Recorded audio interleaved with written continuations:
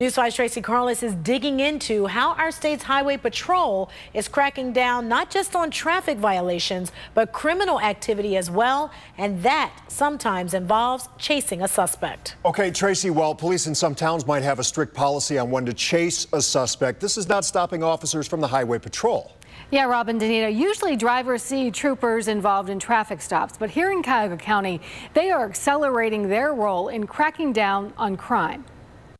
The Ohio Highway Patrol is out in force. I'm at the 23/4 now. Not just on traffic stops, but criminal interdiction. We've put criminal interdiction on the same level as traffic safety. Recently, the Cleveland Post of OHP was asked to take part in the U.S. Marshals We Are CLE, an initiative we showed you a few months ago.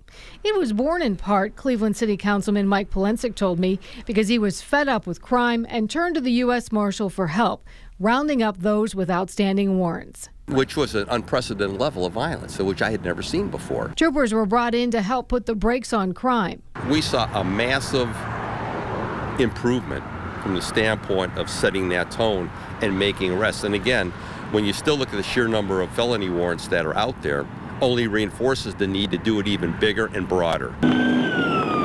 Last month, OHP was involved in 3 motor vehicle pursuits in about a week. They're a necessary evil. Sometimes people run, and they're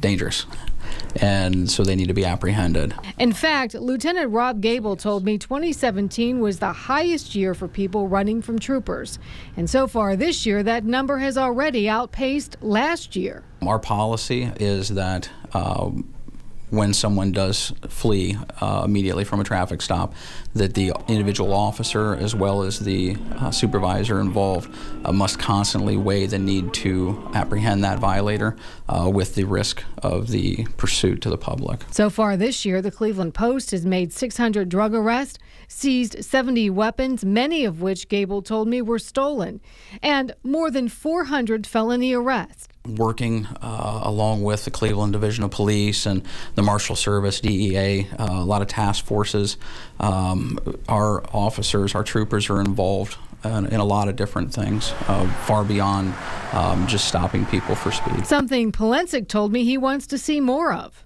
That if you want to commit the crime, then prepare to do the time.